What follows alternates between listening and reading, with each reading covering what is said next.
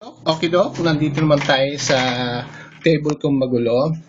Kailan ko lang nalaman itong Bopeng UB82 model ay may built-in 1750Hz tone encoder.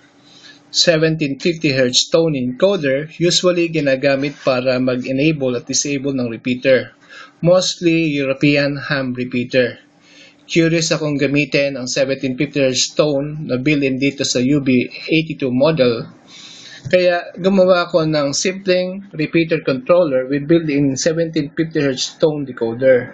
Ayan, okay, pakita ko sa inyo. Itong wire nito connected sa transmit radio, DR130, at ang wire nito connected sa receive radio, at itong portable na Vervi. Okay, gamit yung 1750Hz tone encoder na built-in dito sa Bopeng UB82, send ako ng tone, okay?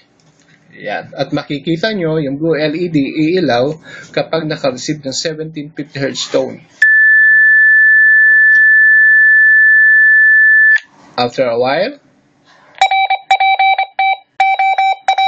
okay, nag-advise siya ng repeater on CW.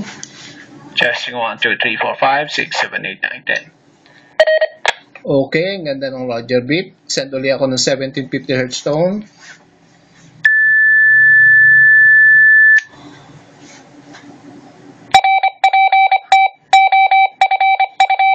Okay, nag-send siya ng repeater off on CW.